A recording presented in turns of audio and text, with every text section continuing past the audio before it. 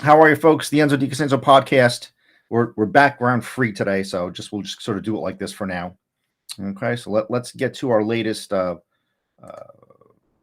topic in the Federal Open Market Committee meeting minutes from December.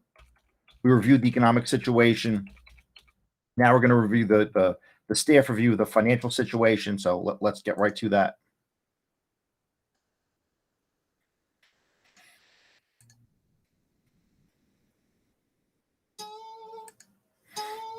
Okay, so here's where we are with this. We're looking at the financial situation right now. We recently reviewed the economic situation, and then what's next is the staff economic outlook. In other words, one of them is looking current and backwards, and the other one's looking outlook means forward. So, and again, we've done we've done heavy data on everything that's bolded, federal funds rate and inflation. We've, what the outlook potentially could be. And again, we love our math, and I'm certainly a math guy, but also policy has a lot to do with it. And sure, I mean, you can program that into equations, but you have to know what the policy is. And once you know what the policy is, all of a sudden it doesn't become an enormously complicated mathematical, statistical, predictive equation to figure out what the next year is going to look like when you keep raising interest rates. Anybody with a little bit of accounting and a little bit of economics knowledge can tell you that you're going to dent earnings and lower valuations by increasing interest rates. I mean, you could put that into an equation, but that's what we're looking at. So now intermeeting period means from the previous meeting, which was probably a month ago, which was the November one, I believe. Treasury yields and measures of inflation. Inflation compensation declined on net, and the implied path of the federal funds rate ended modestly lower. Again, you have to put this into context. This is December 2022. Trying to predict. The smartest minds in economics are saying, "Oh well, we're going to be trending lower, or the implied path of the federal funds rate is going to be lower in 2023." Obviously, that's not the case any longer. Okay, because if you still have inflation being an issue, which it's double or triple what we'd like it to be, then there's something that you need to do something about that. This is my guy. This is Jeremy Grantham. I may have sent the link out, but just calling a super bubble. The crisis is bigger than the banks. This is an English economist, analyst, advises an asset manager in the UK somewhere, and is a real student of bubbles and expansions and contractions and how long they last and what causes them. But he's a bubble. He's when things get overvalued, what's going to happen? He's pretty much that guy. So we like that, or I like that at least. But I met him in Ohio, somewhere at the university. I met him at the Ohio State University.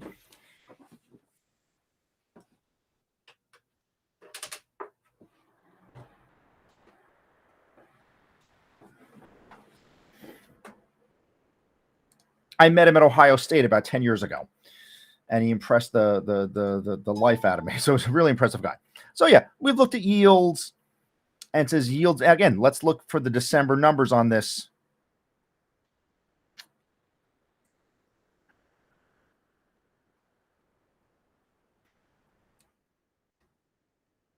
Those are the deltas. We could look at the 2-year. Yeah, so they're here. And what's happened to the yields? Well, you're at 4.4. Yeah, down slightly.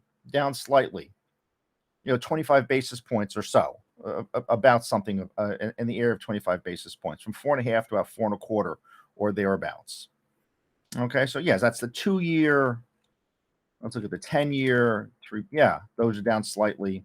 So yeah, so again, we've got the data here, and we're looking at what these guys are saying from the mid-month of November to mid-month, about the same or down slightly. If you say 4.31 is lower than 4.34 or 4.4, so yeah. So again, but substantial work to find the data, put it into tables, the deltas, the percentage changes, and things of that nature. Okay, and then it says, and measures of inflation compensation declined. Again, I think if we just look back, and we can pick the we can pick the inflation index that the Fed likes to use, the Commerce Department version of it.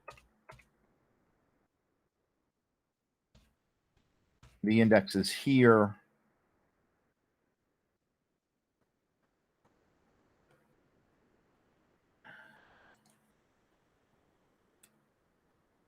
This is changed from the preceding period.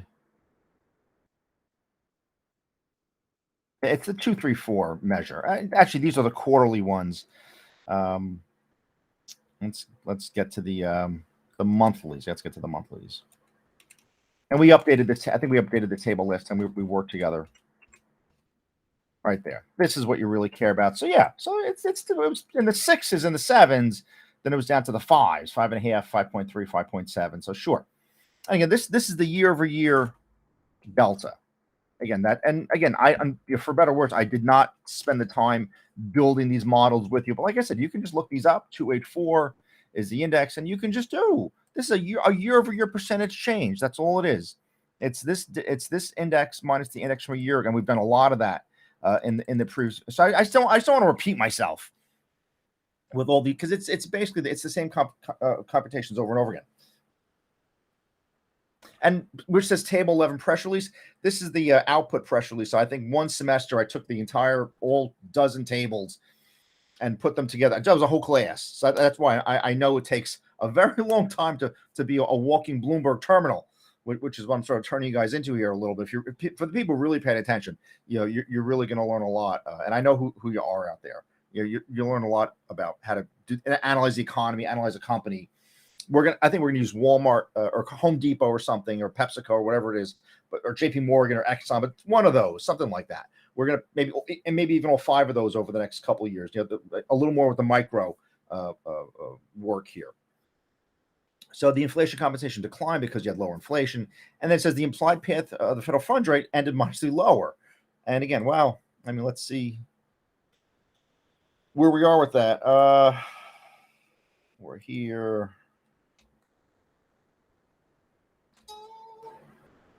Again, folks, a lot of data. Well, it didn't really end. It's 4.10, so it's not really modestly lower, but okay. So they were a bit off on that. It says indices rose on balance, likely reflecting reduced concerns about the inflation outlook. Again, this is you have to time frame this. This is pre-March, pre the end of February. This is December 2022. Concerns about the inflation outlook, market volatility declined notably. Okay, so let's look right there at these couples, just that one sentence, and it'll take a couple minutes to just sort of go over that. It says again, how the indices behave. Let's take a look at how the indices behaved. Again, just what you're looking at. What's your December numbers? Again, folks, I apologize. I thought we'd created some graphs here for this, and I don't know. We were looking for them last time. I don't know what happened to them, so I apologize for that. But actually, here, what I'll do.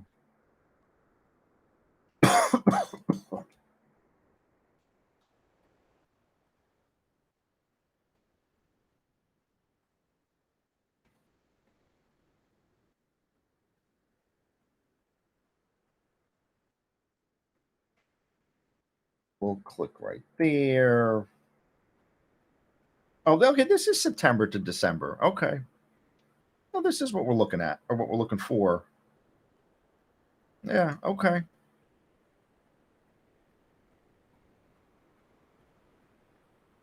Yeah, rose. I guess relative to, but again, if you look at the midpoint of the last meeting, it didn't. I wouldn't. It's on the rise. Mid. Whatever this was. And even here, it's sort of down a bit. So they might be talking about this. They might be talking about this.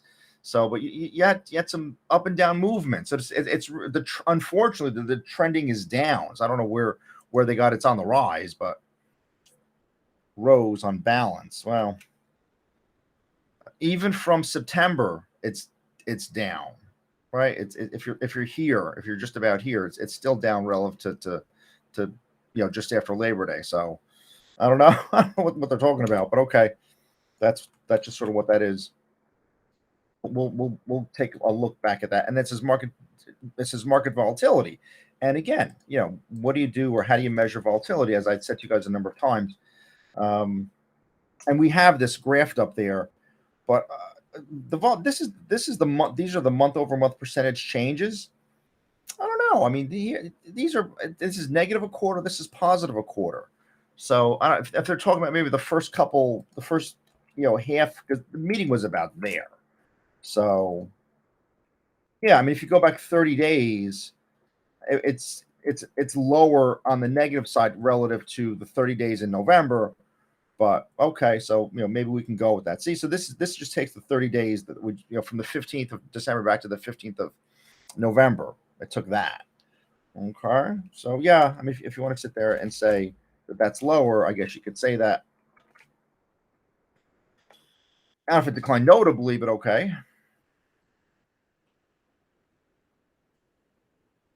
Borrowing costs declined over the intermeeting period. Credit flows moderated a bit in recent months, and the credit quality of businesses and most households remain solid. Well, yeah, I mean, we can talk about the household certainly with the Federal Reserve information and the data from the Federal Reserve. And I was hesitant to sort of go down this path, but I think we're gonna hit it, and we're gonna do the best we can with it. So just be patient. This is the financial accounts published by the Federal Reserve of the United States of households and nonprofit organizations. These are all the assets that are there, all the liabilities that are there, and here there's about 18 categories here. So total assets. So this will help your accounting a bit, right? And folks, let me tell you, there's no getting away from reading a balance sheet and understanding about. You have to, if you're going to do any kind of practical analysis, you've got to understand how to read the government documents, the SEC documents, and the 10Ks and the 8Ks and all that stuff, and the 10Ds or whatever they are. All those, people who are expressing they're going to buy lots of shares of a company or whatever it might be, all those SEC file releases, you're the sniper in the weeds with that. Yeah, I know that's a military example of that, but that's really what you are. Okay, so in terms of assets, we have non-financial assets, financial assets. In terms of liabilities, we have home mortgages, consumer credit, other liability, and again, we want to see the pattern of mortgages, consumer credit, and all that. The non-financial assets are real estate. We can look at that. So let's check that. So the real estate ones are real estate, consumer durables, nonprofits, and non-financial assets. Okay, we have those, and then we have deposits. And then, so in terms of these deposits now, these are deposits, and we could these are quarterly numbers. We could take a look at that. Directly held stock, indirectly held stock, which means like in a fund or some kind of trust or something. Directly held debt securities, indirectly held debt securities, what those numbers look like. All right, and this is defined benefits, DBs, defined benefits entitlements. Okay, that's your pensions, obviously. Non-corporate businesses, their financial assets, and then other. So those are the 18 categories. And what you have to do is you have to take the ratio to disposable personal income. At least that's how the Federal Reserve takes a look at it. The ratio of assets to your total disposable. So in other words, what your balance sheet looks like compared to sort of your income statement. So they've sort of invented the statistics that accountants don't really use. You're not going to see accountants often. I mean, not I would say not never, but it takes an economist to say, okay, well, my total assets versus disposable per, that's your income for the year, and then the top line is your bank account and what that's what that looks like, for the person. Now, the problem with this is, they're doing this for however many households there are in America, a couple 100 million people, and I'm sure a similar number when you classify it as households, maybe take 300 million people and divide it by 2 or 3 or 4 or something like that. But still, you're talking easily tens of millions of households, if not more. And when we say household, it means somebody living in an apartment. You don't have to live in a house. Okay. Catholic Charities, right? All those things. And also, and if you look up the link here, these numbers are going to change a bit, even if you go back to 2020. So as I enter these numbers, if the numbers are in trillions, okay, so we're talking some big numbers here. So this is total assets. We're going to do some sorting, and so we'll do it, but it's going to take a bit. It's going to take some patience. So we're going to do this 18 times. Okay, so here we go. All right, so we're going to copy here. I think I actually already picked this out. So Yeah, I have it here. So you can see here, and again, it lists the units and then the ratio of the assets to disposable personal income. You could copy and paste, but I'd much prefer you did this. Just downloaded the and you'll have current. We'll go back to 2020 just to make life easy because the numbers have all been updated a bit since they were. And there's a preliminary publication, a secondary publication, sort of a final one, but it takes a couple years to sort of go. And there's people. It's their career as a statistician to really just get this all together. Not easy and it goes back from the 50s. So post World War II to post World War II to now, which is about 7 decades, right? I don't know why we're zip driving this. I don't know why we're doing that, but we seem to be.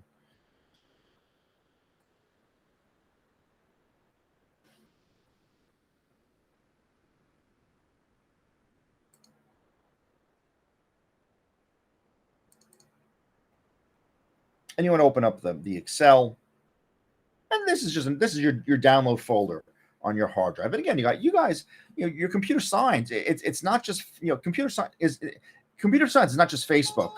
Okay, you got to know your computer science. You have to know what your computer science is. So, and you can see these scientific notation because the numbers are rather large, and you can just go through everything here and just open up.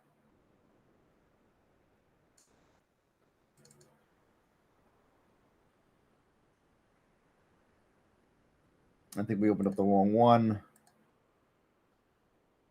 We want the data. This is GDP and what is this stuff?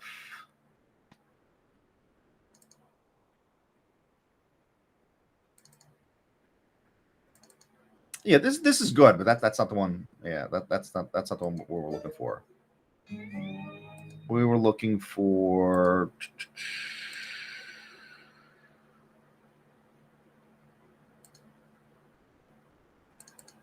That's debt. Yeah, we want data. That was debt. Sorry about that.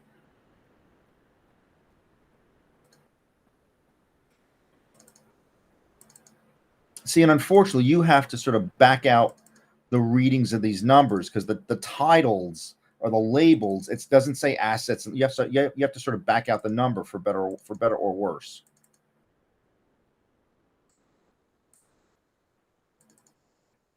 Okay. All right, well, and actually, it's helpful to us because see now that you have all the quarters here, it's helpful us to leave it sort of because these are the ratios.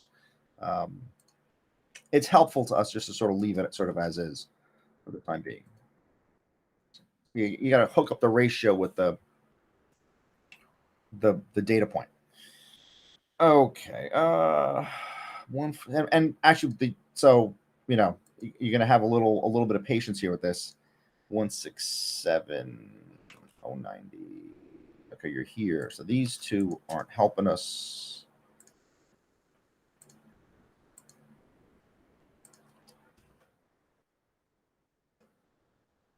Yeah, we're here. That's total assets. Okay, so what we'll do is we will go.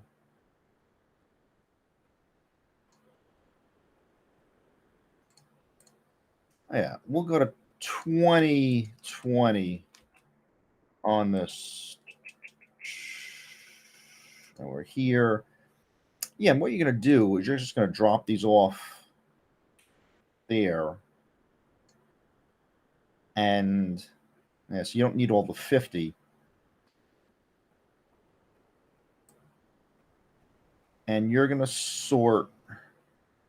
Yeah, because 27. Yeah, you want the 27 first. So when you copy paste, so you're going to sort these from. Let's do custom sort. You'll do column M. Yeah, you go by column M, and it'll be largest to smallest. There you go. See what you did? So now what you do is you copy these and you go to 2020 asset.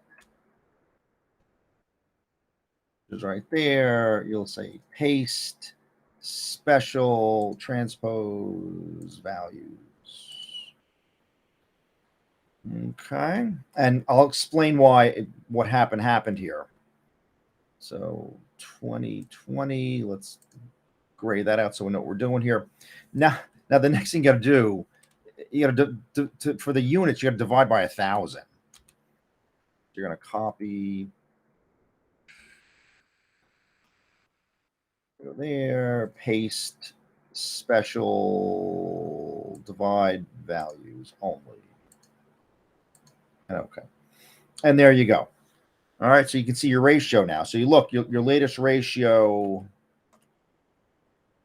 was 873, well, 882. And so they're on the way to those numbers, but 873, 875, 937.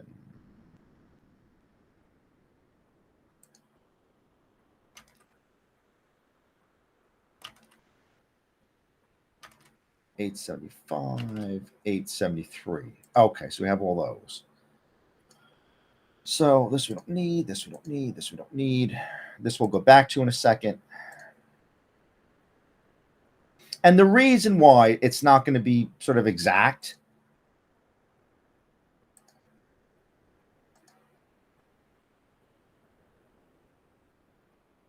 yeah, 937 there. Okay, this is 938, 897, 897, pretty good. 875. Okay, this is 880, and then 873. So yeah, these are close. But it's like I said. So what may be different is up here. These are probably updated from the last time I updated them.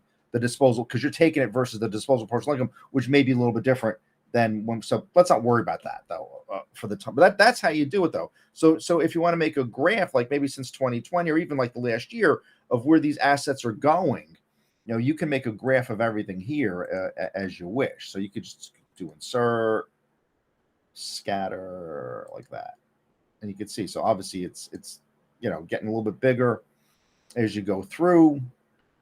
Yeah, I mean, we could make these graphs. Let's see, what are we doing here? Let's move this down a bit. Yeah, you got the numbers. Yeah, you got the numerics there. Select data, edit X,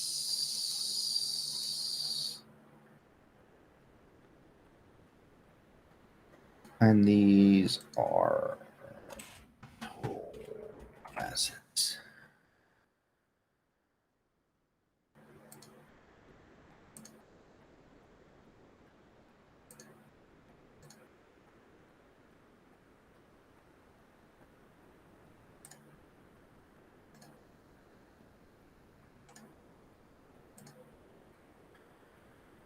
These are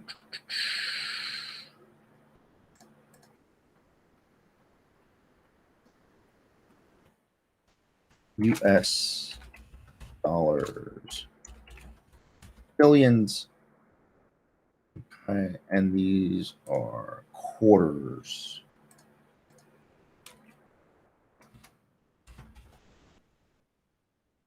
Okay, we did that.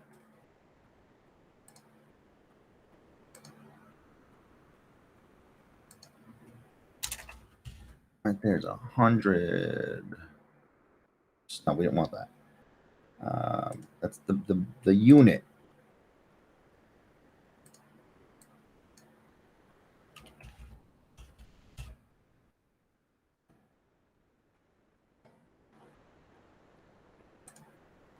And you can change this to 10.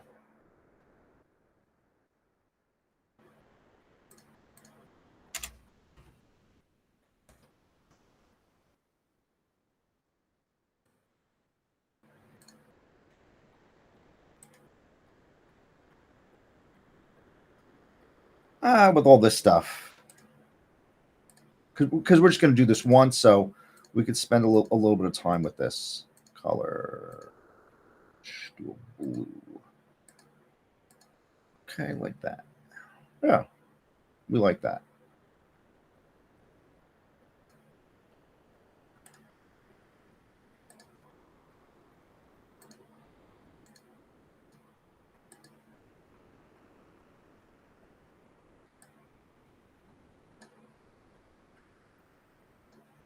Okay. And what you can do, yeah, oops. Finding a home for that stuff is it's going to be tough finding a home for these. Let's see. Well, here, is there space here? Yeah.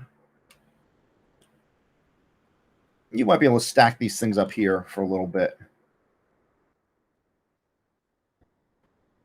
Okay. Something like that. And then we'll just we'll copy and paste this every single time. But so now you can look though at this, and actually these are, let's do quarterly fixed 2.5.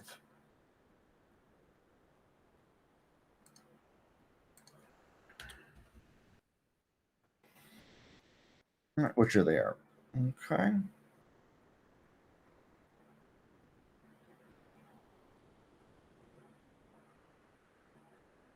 Yeah. Okay. So this is cute. That's the fourth one. That's 0.75 is the fourth quarter. Okay.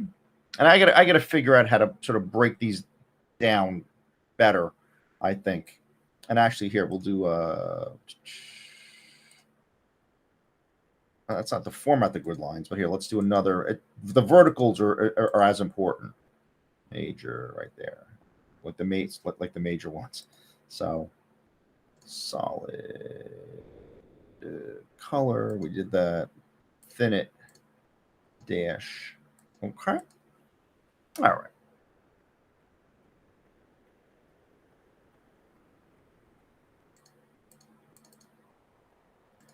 And I think what you can do, can you go to one of these? I think. And 1, 2, 3.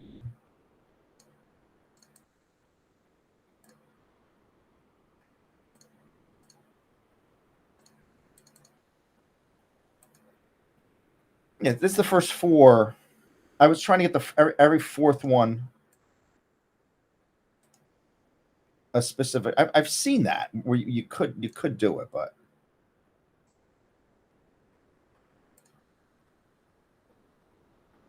one, two, three, four, right there. So this is the first one. This is 2021.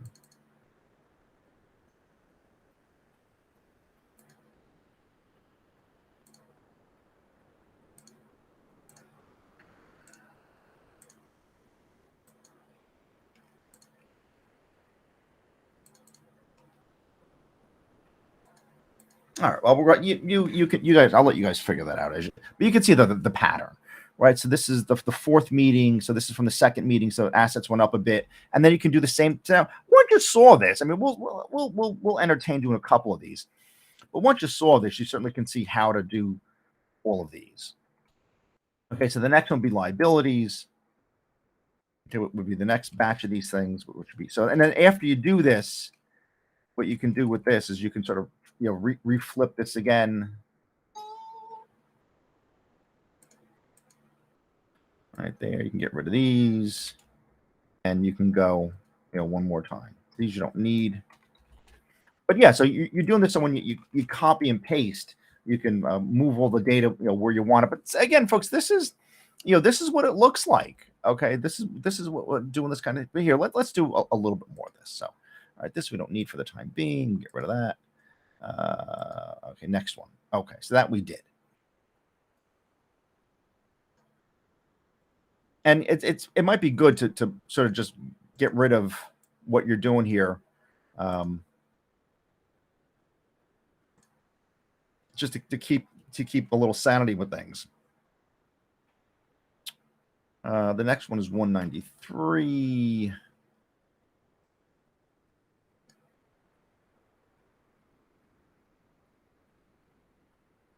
Oh yeah, so this is 19 trillion. 19, 19, 18, 18. Yeah. Okay, so we're there. So we'll copy this and we'll go here, paste just the values in there.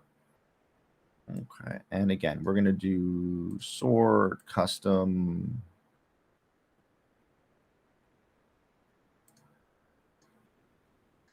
So it just flips it, and then you go across again.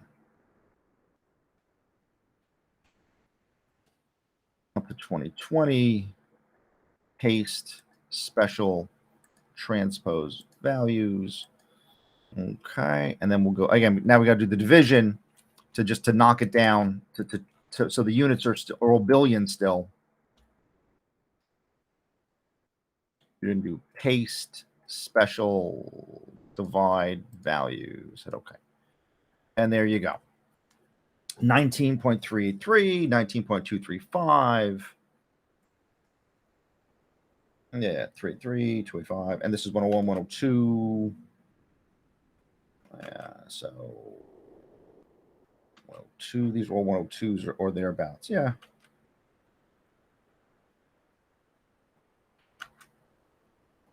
Yeah, but so it's in decline. And again, it's you have to and you don't have the check here because you don't have the other people. You're seeing how to do this, right? That's how you sort of hit this. So folks, these are numbers. It's $19 trillion. Okay, those are the numbers. So you have to sort of you got to billions. You have all that.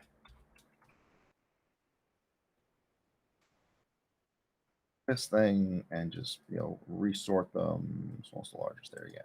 Save your work as you go. But yeah, so that's hope. We did those two because I'm looking at the time here. But you should go through this and go to that site and get the stuff graphed like that. So we'll copy here, paste. This will be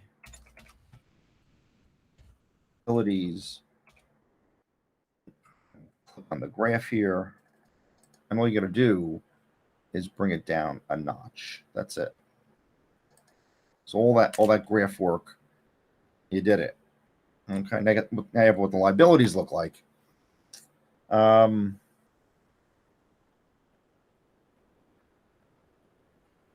Yeah, everything automatic just to figure out what you're doing here.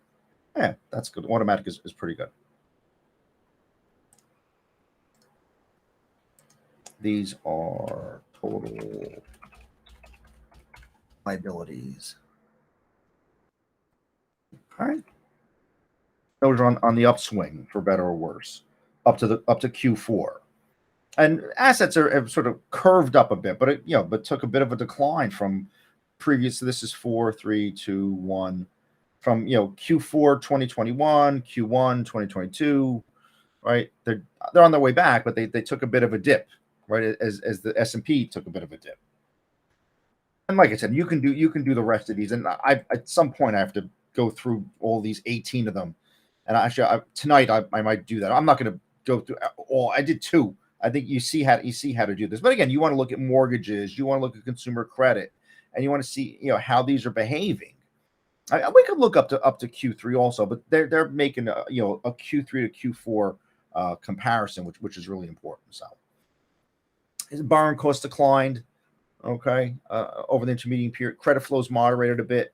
Credit quality business in most households remain solid. So here, let's look at what was happening with credit. And there's a couple here. There's mortgages, consumer credit. Okay, so you can look at those and what's happening. So these are this is up a bit, up. These are up. They all seem to be on the ups, but again, that's Q3 versus Q2.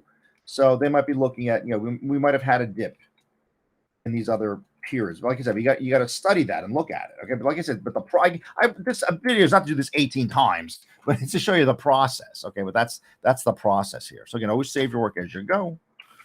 All right. So it says the path of the funds rate implied by straight read of financial market quotes ended in the intermediate period lower, reflecting data releases that point to larger than expected moderation and inflation. Well, again, let's go back to our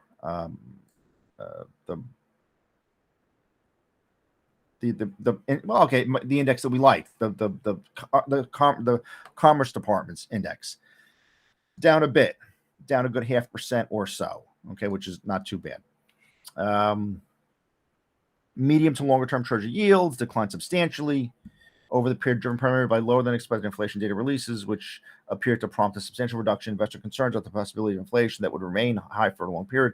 In line with those developments, inflation compensation measured based on inflation swaps declined notably, especially for shorter maturities. Let's see, medium to longer term. Let's see what the behavior of those were. We're here, the 10-year.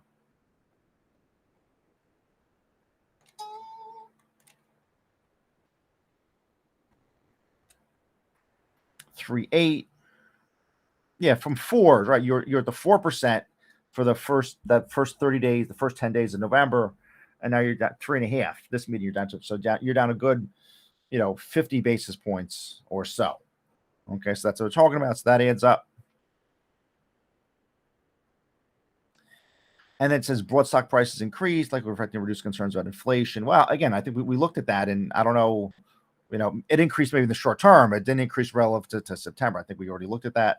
Again, you see inflation, the first paragraph inflation, the second paragraph inflation, the third paragraph inflation. You keep seeing that word, drip through everything that we're talking about here.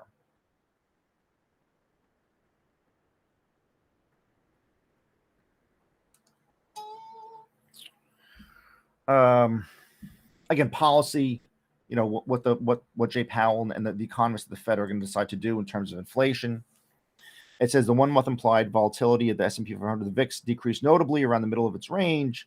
And it says in line with reduced investor concerns about inflation outlook, spreads of the interest rates on corporate debt, mortgage-backed securities, municipal bonds compared to comparable duration Treasury yields all narrowed. Okay, well, let's look at the spreads that these guys are talking about. So again, maybe there was a certain sentiment in December that may not be true now, and they're saying the spreads narrowed.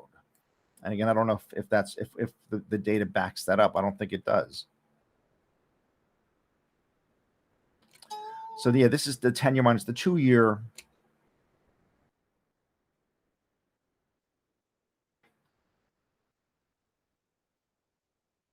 You were at about, whatever that is, 0.75% or 75 basis points. I don't know if they narrowed. I think they went further south, if you ask me. Okay, I don't know if they narrowed what they're talking about. I mean, again, we've graphed this, and if you look at the spreads here, I think there's a graphic here.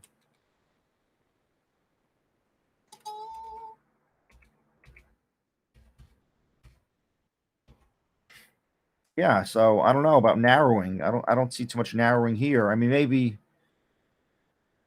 All right, maybe it was climbing back a bit, but it's dropping again. It wasn't as far as it was maybe, but again, even look the beginning of December, I wouldn't call that narrowing at all. I mean that's as far as it went, was the beginning of December. That was 10-year minus 2-year. Again, 10-year minus 3-month. Okay, that one also is okay. Maybe narrowed a bit eventually, but it didn't narrow when these it was expanding when these guys were talking. So maybe they're referring to something else. Okay, but like I said, but that's how you check, really what's going on. But again, see, they're comparing corporates, mortgage-backed securities. I didn't do those comparisons. I did. It's a similar thing, but just a different. You have a different market yield for some of these other instruments. Conditions in the short-term funding market remain stable over the intermeeting period, with the November increase in the target range for the federal funds rate. All right, so we had an increase in November, which we're aware of, and the associated increase in the administered rates passing through quickly to overnight monthly market rates. And secured markets, repo rates were below the offering rate less frequently than in the previous intermeeting. Daily take up on the reverse repurchase facilities declined modestly, consistent with the recent firming in overnight repo rates. Net yields on money market funds rose further over the intermeeting period, mostly passing through the increased administered rates, while bank deposit rates increased only slightly in October and November. So yes, obviously, as you're increasing it, is the interest rate environment increases, the banks, and which is what caused. And it's funny, the Federal Reserve they diagnosed it right here. Maybe they knew, maybe they didn't know, but that last sentence there. That's why we had Silicon Valley Bank, and those banks had to pay more to keep the depositors, on their balance sheet, on the bank balance sheet, and they couldn't do it because it wasn't going to. The business couldn't do it. So they're the Federal, like I said, there's a lot of good stuff in these pages. If you surgically go through everything like I do, you're going to know what's going on in the economic landscape and the financial market landscape. I really going through these now. And I have to apologize for this. I didn't spend a lot of time on reverse repurchase agreements and things of that nature, and the balance sheet numbers of what's coming on, but in future videos we'll spend a little bit more time on that. I'm still looking at bank deposits and lending, and every year that I do this, I have a deeper insight, and I hope you guys, as you move through your careers, you continue to study all of this, even if you're not necessarily an economist. But this affects everything, so it's time well spent looking at this. Now, as you guys recall from previous videos, I don't spend a lot of time on foreign financial conditions, but it says those conditions broadly eased over the intermeeting period, largely driven by lower than expected inflation data. So again, we see the Federal Reserve chiming in that inflation's lower, and it is, but still, it's far away from what we like it to be. The foreign exchange value of the dollar depreciated against most foreign currencies, particularly against those advanced foreign currencies economies, in part reflecting a narrowing of the near-term yield differential. So let's again, we have the and we sort of stopped with all the graphing, because we're just repeating ourselves with these graphs. It's all the same. It's all the same skill. So I don't to keep repeating that every time. Here, so yeah, at the meeting. So this is spot exchange. This is dollars to buy a euro. So the dollar just very briefly strengthened here. And as it goes, this trending is a weakening. So in other words, if it takes more dollars to buy the euro, it's a weakening dollars. Unfortunately, the trend here is in a weakening dollar trend. But at this particular meeting, they could have been talking about this little dip right there. And what did they say that the dollar was doing?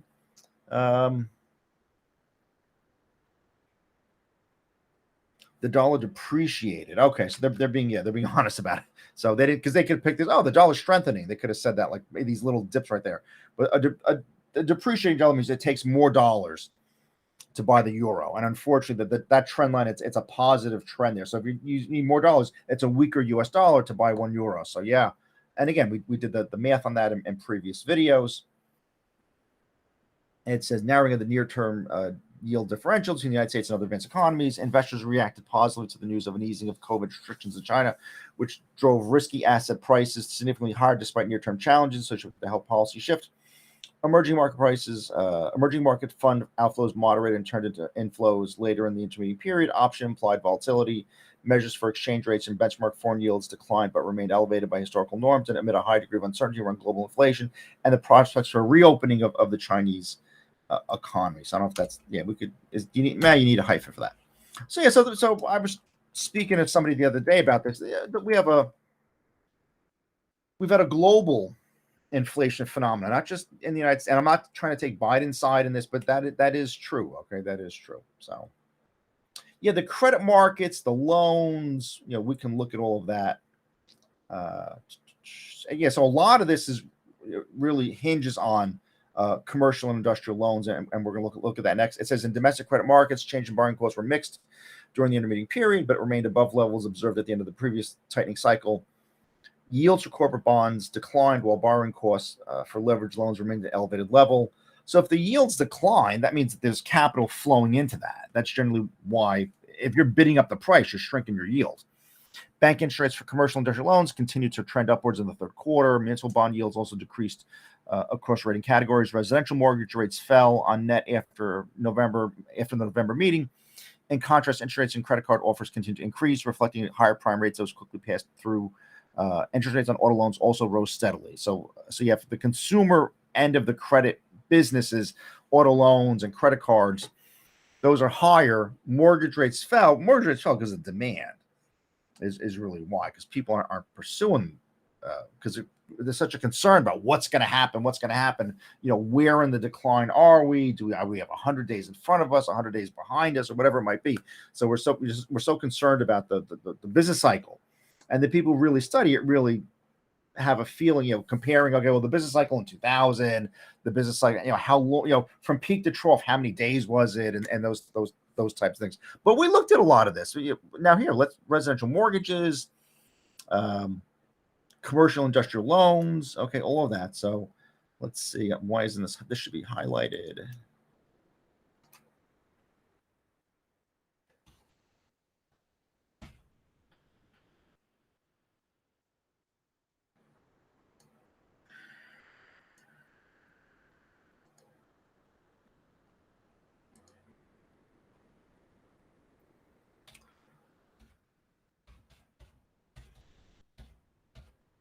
Yeah, commercial industrial loans. So what are these guys trying to? Yeah, yeah.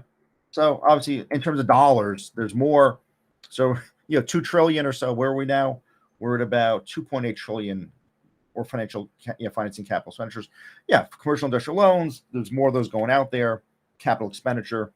Um, Yields decrease because capital's piling in, even though the policy rates are going upwards, but capital's piling in because there's a concern about the future. How are we going to do, 10 years? What's 10 years going to look like? Residential mortgage rates fell. Let's take a look at that. That's deposits.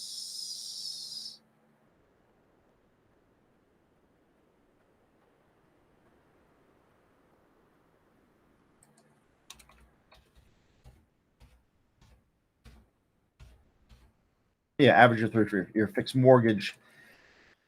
And what happened here? Yeah, fell on net. Yeah. So December's right about there. So yeah, 63627 up to January 1st or whatever it was. Okay, so the data backs that up. Then it says interest rates on credit continue to increase, reflecting the prime rate, and interest rates on auto loans rose steadily. So it says credit continues to be generally available to businesses and households, but high borrowing costs appear to weigh on financing volumes in many markets. Issuance of investment grade corporate bonds rebounded somewhat late October, early November. Again, I didn't look up the issuance of these bonds, but that's probably something in the future we're going to do. While speculative grade issues remain soft, new launches of leveraged loans picked up in November, particularly for higher rated firms. Okay, so we have this here.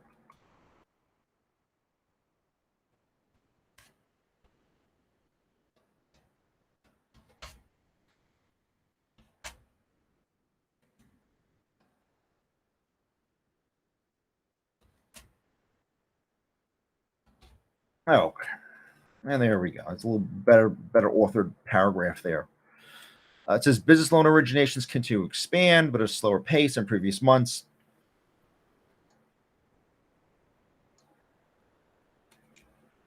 Now we care about the rates of these. Well, here as we're going into this little area here, this is business and commercial loans. So this, yeah, the prior period expansion. Yeah, I mean it's in decline from the start of December, that's for sure. All right, you have that thing, and then here, so this was commercial industrial loans,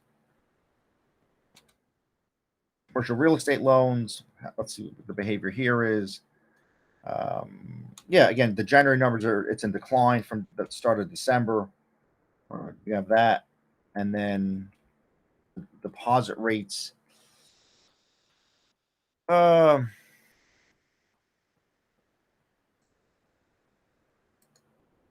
well, this is up, this is down.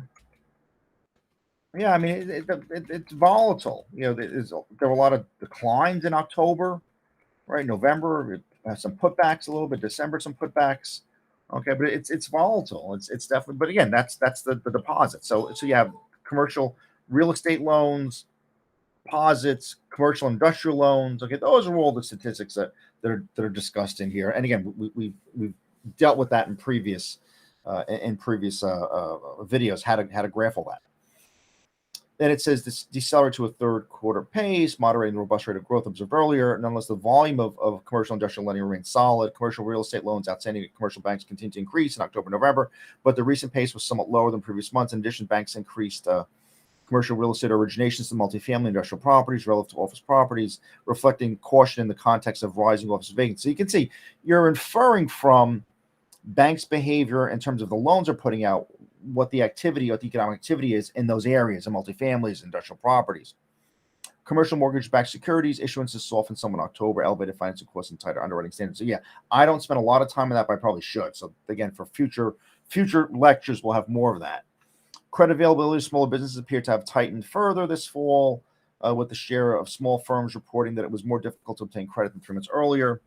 It said, now again, credit was readily available. We're going to go back to the financial accounts that the U.S. Central Bank publishes. And what's the credit on the balance sheet for households and individuals in Q3 and Q4, relative to Q1 and Q2? We'll look at that. Home equity lines of credit. That's all of that's gonna be credit on the balance sheet of households. Consumer credit, home equity lines of credit. Okay, it says credit is available in the residential mortgage market for high credit score borrowers who met standard conforming loan criteria. Credit availability for households lower credit scores was considerably tighter at levels comparable with what prevailed before the pandemic. The number of home purchases and refinance mortgage rates locks edged lower at subdued level despite recent declines in mortgage interest rates. In contrast, home equity lines of credit grew notably in recent months on net, potentially reflecting homeowners using home equity lines of credit as a preferred way to extracting home equity in the presence of high mortgage rates. Consumer credit remained available for most consumers through September, with auto loans and credit card debt growing at a robust pace. Bank credit data also indicated the expansion in credit card balances continued in October before slowing in early November. Then the next parts of this is going to be defaults. Actually, here, while we're here, we could just we're going to come back to this, but as we're just here, let's maybe knock out a couple more of these just while we're here to get a little more practice at this. So what's next is going to be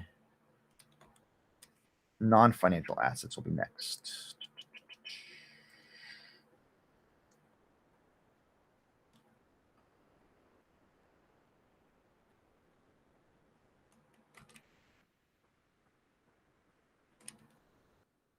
Yeah, so these, we'll cover these up. So I don't care about that. Open up this. So it's just these two. So this is 56,377.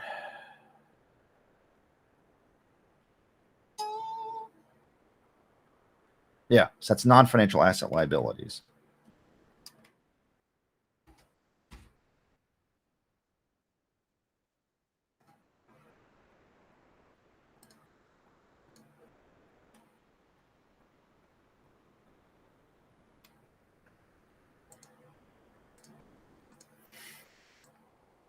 That's the values, sort, custom.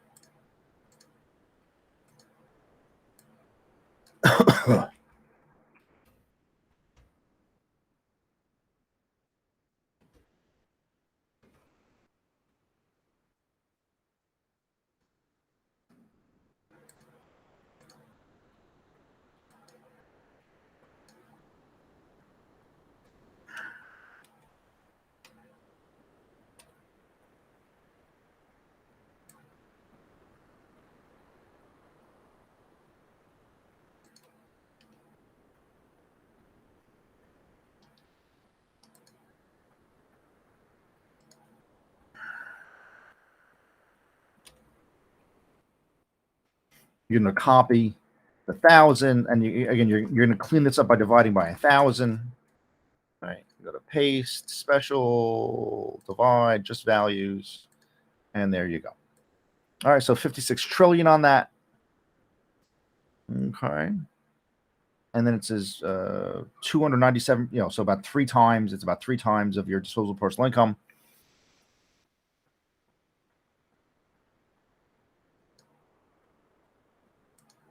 This was what, 294, 301, 304, 294. See, as you go further back, they're going to do a little bit. You're going to do a little bit better with them.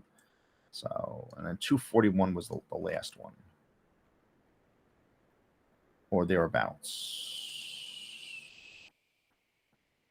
Yeah, 241. Okay, so you have that worked out. And then you have that's not. Then you have financial assets, which are next.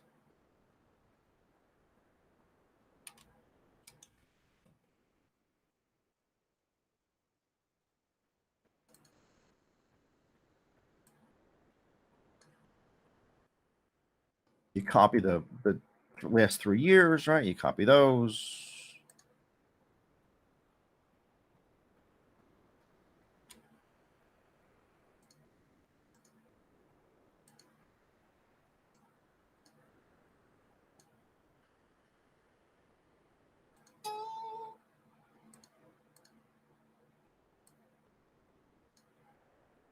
and then custom sort.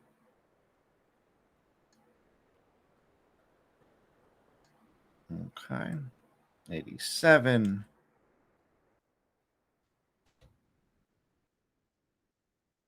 Up to financial. And you'll do paste, special, transpose, values, boom. All right, and then you divide by, and you'll get rid of all that by dividing by 1,000. So escape B,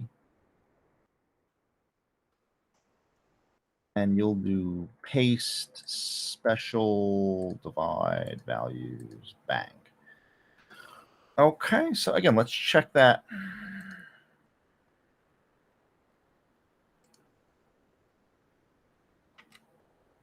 $518, and this is $584, $578, $574. Okay, so they're thereabouts. Actually, these are all the sums, the ones that are below, and this is the check here, which you don't have that yet, but okay. But there you go. We did a couple more of these. Okay, so like I said, so you have 18 to do. You want a couple graphs. You want to make a few graphs of what's going on, and actually, this should be 2020 to 2022.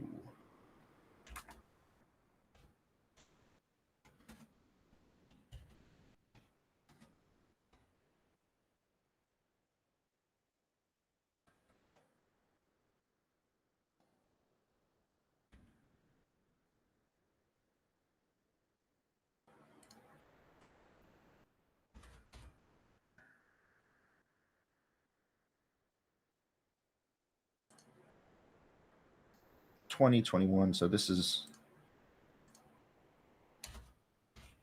3 years. Okay, a little bit better detail in terms of what we're doing here.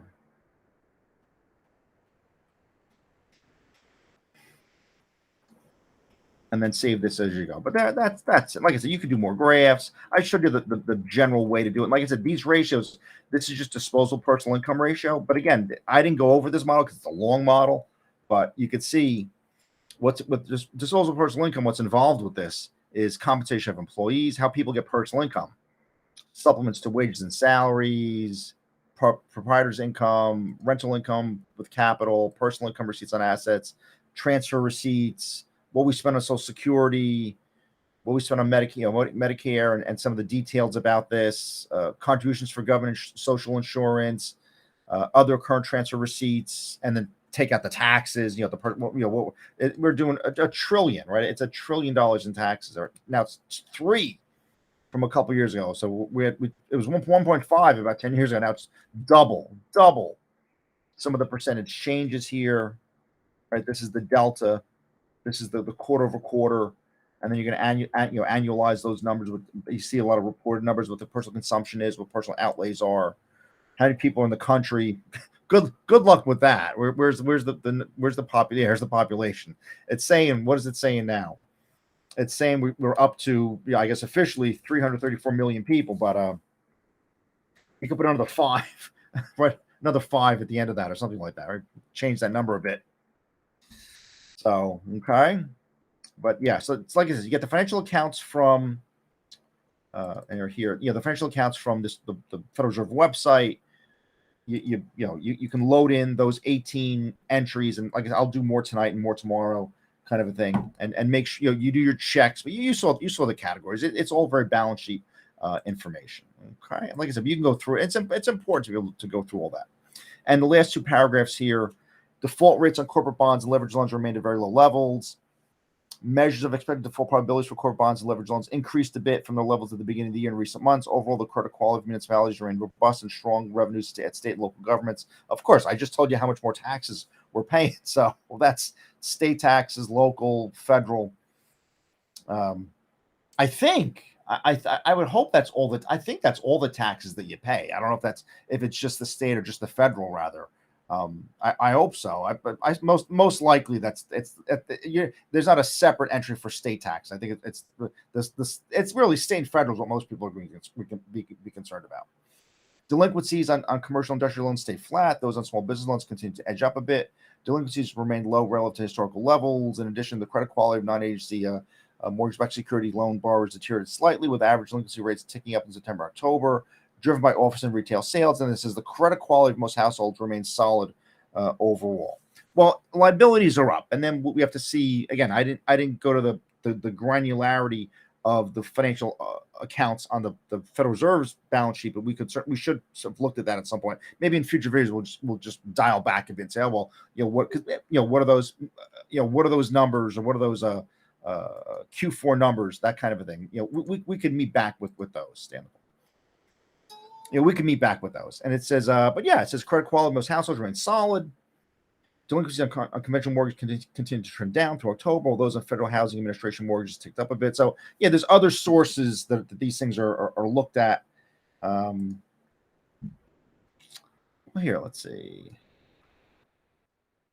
I noticed something that the St. Louis Fed seems to have all of this. Yeah, so the Fed's got that. The St. Louis Fed has those.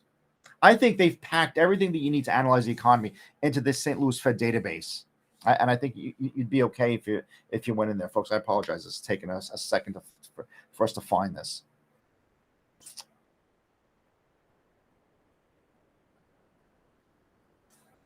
Yeah. So again, this goes back to 91. We could just go back to last year. Yeah, that's edging downwards, right? That's edging. That's it. And does it say that here? What does it say? It says trend, yeah, to October. Yeah, there you go. And this, I'm sure this is what they looked at. But again, single family residential mortgages booked in domestic offices, all commercial banks. Then Federal Housing Administration had some other measure here. Delinquency rates for credit cards and auto loans continue to rise.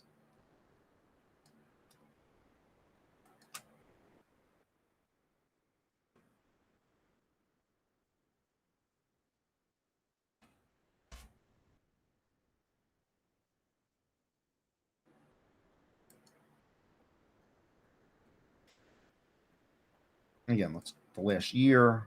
Yeah, so on credit card loans, unfortunately, that as it said, increased, and then we can do.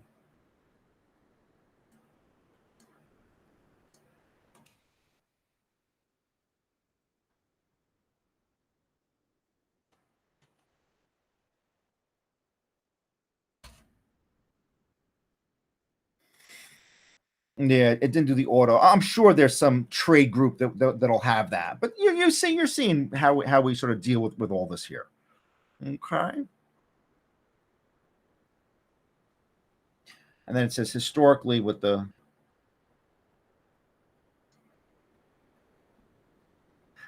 low. Yeah, well, okay. Historically lower for I guess the last 10 years. Yeah, it may have dipped a bit because it's just lower activity, but here you're at about 2.25, and historically you're up here. So yeah, and these are quarterly readings. If we edit this, can we get daily? Nah, we can, quarterly, semi-annual, annual is all we can get out of that. We can see, so the Fed has a lot of that. Okay, and like I said, we can keep adding the data to this as we go along. So, and we'll see. It probably has all the ones that I didn't look up here. There's probably 4 or 5 of them I didn't look up. They're probably in there. They are probably in there. Okay, so like I said, folks, so you saw some good Excel stuff, which we always like to show you some good Excel maneuvers, how to graph all this stuff. Let's do the titles here. This is non-financial and financial assets.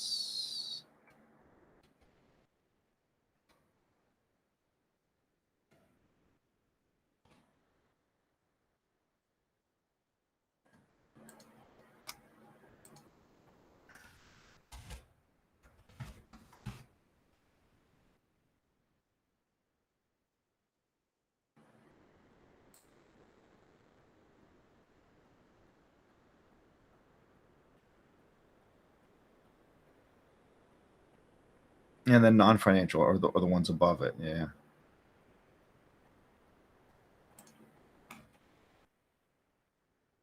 That here.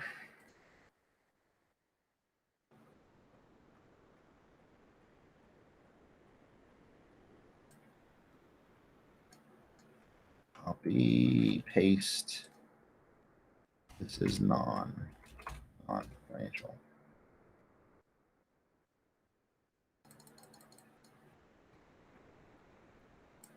There you go. And that's 107. And 112 are financials.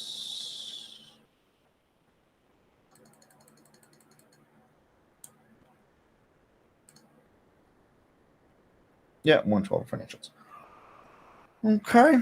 So, and what these are looking like, and you always want to have, the minimum here.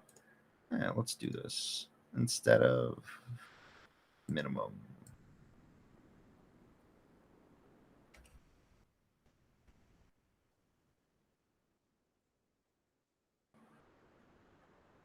This is here, minimum. You can see a little more movement.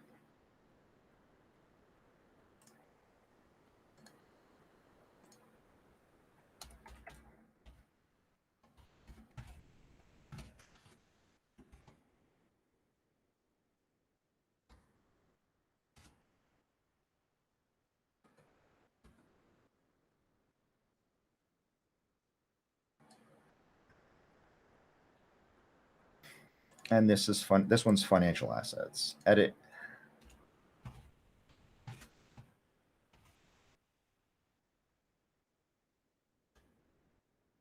Oh.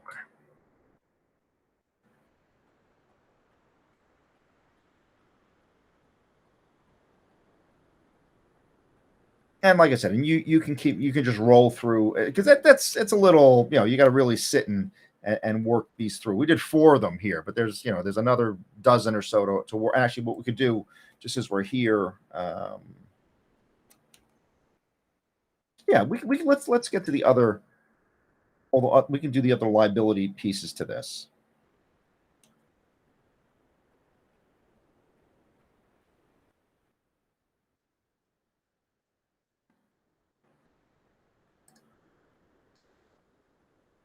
So we're going to lose these. These are going to go.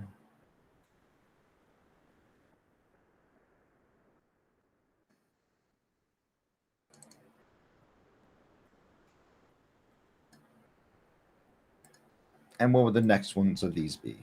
We would be home mortgages are next. So how these things are doing.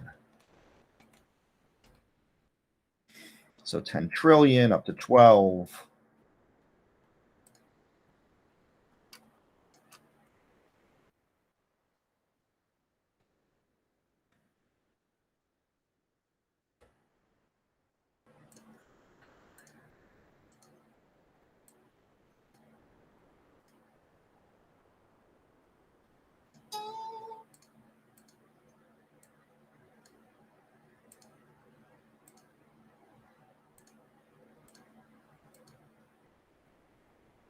Yeah, you have that. Here's the mortgage piece of this. Paste, special, transpose, values only. All right. And again, that's just how the I'm trying to be consistent with how the Fed lists it. That's why we're dividing this by 1,000. Special divide that. Oops, values by 1,000. There you go. Up to 12 trillion, and these things 66% or so. Yeah, 62. No, yeah, 66 is here, and back is 62. Yeah, 62, 57, 60.62.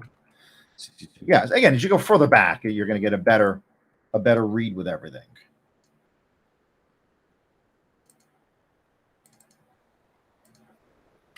Okay, you did that one. That was mortgages.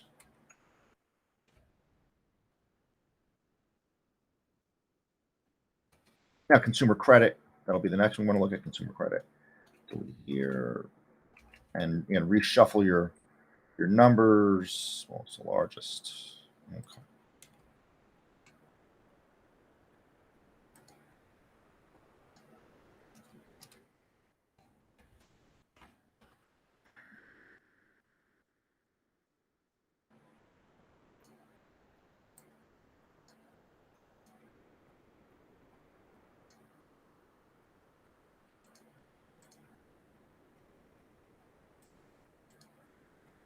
Okay, and those are obviously going to be higher. So more credit now. That's again 4 trillion or thereabouts. Special transpose values.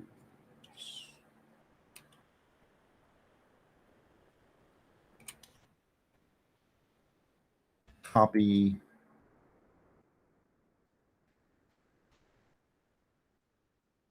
Paste special divide values. Okay. All right. Up to 4.7 with those.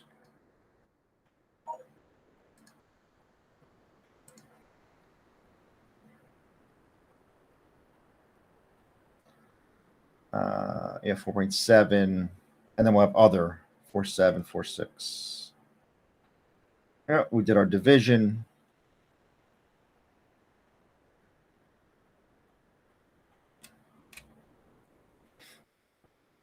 And then others, which is 7.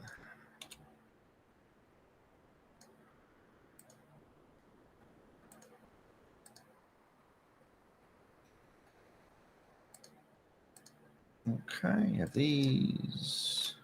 Clear this thing out.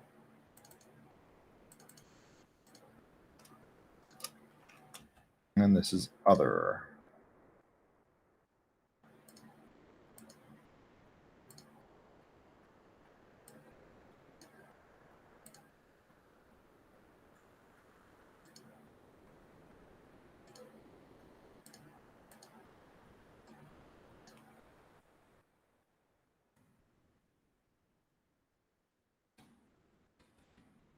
Eliminate 8 or something. So this thing is special transpose values.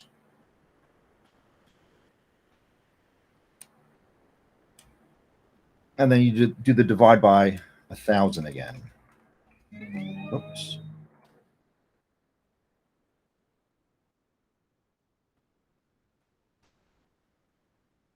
Paste special divide values. All right. So up to 2 trillion with those.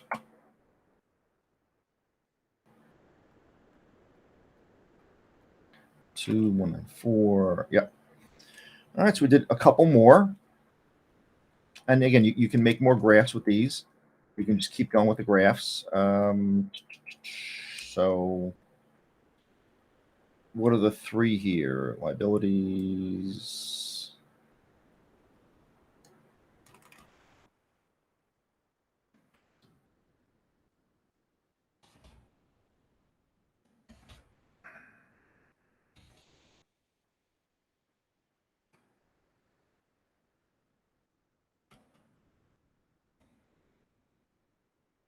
Whole liability stuff. So we'll copy this, paste it. And what is this? This is home mortgages.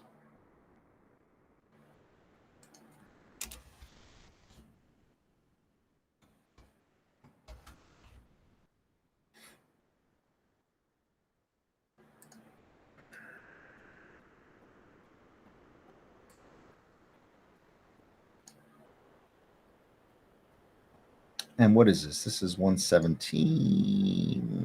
117. Yeah, home mortgages.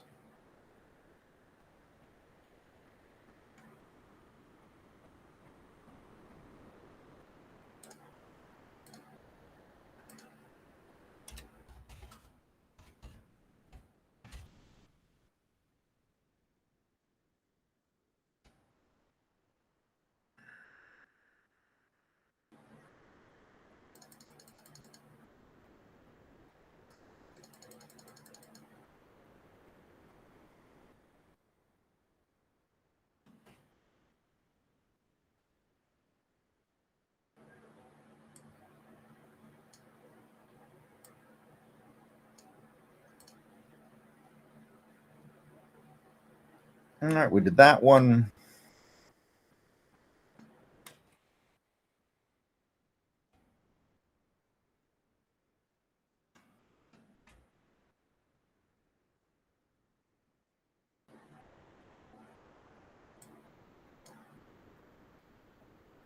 121 consumer credit.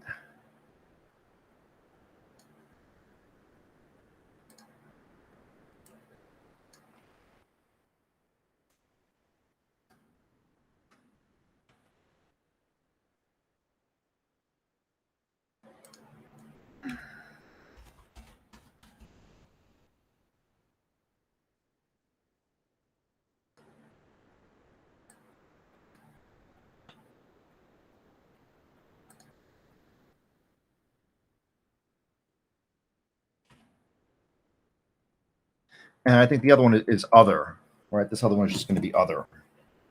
But there you're seeing how to deal with all this. So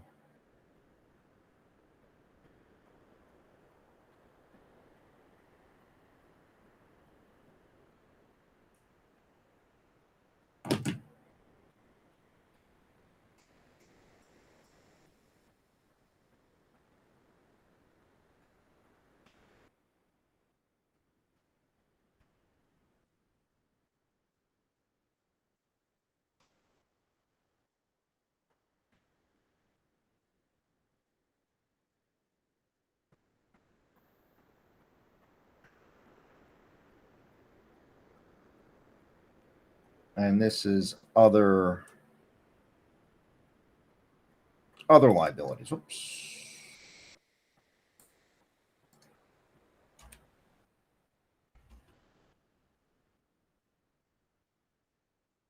Other liabilities. Okay.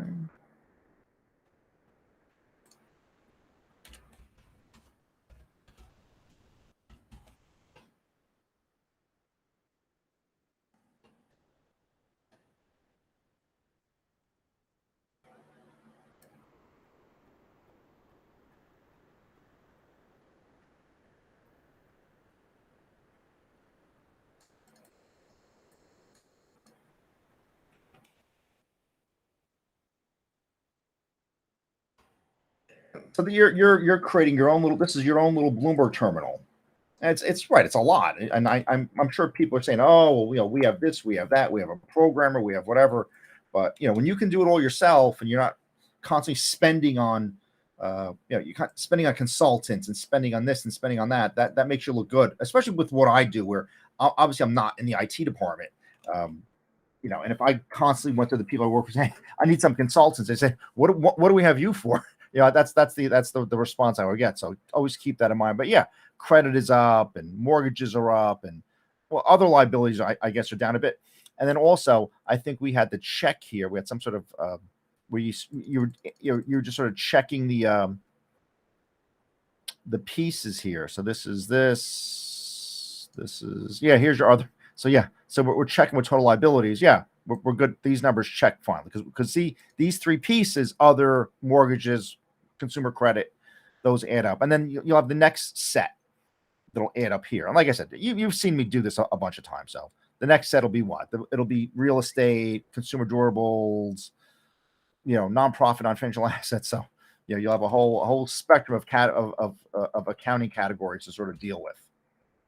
Okay, I'm just setting this up for later when I do this, whatever it is, I do this, and this is also large right there, and then save. Okay, but there you go. So you saw a bunch of the graphs we did, and the financial account statement, and the latest version of what the latest version of what the Federal Reserve has to say. So we'll have Outlook will be next. Stiff Outlook will be next. So this we can clear this thing out. Okay, clear that. And there you go. So Outlook will be next. So we took care of financial situation, and we move on. Folks, thank you for taking some time, taking a look at this today, and we'll see you soon.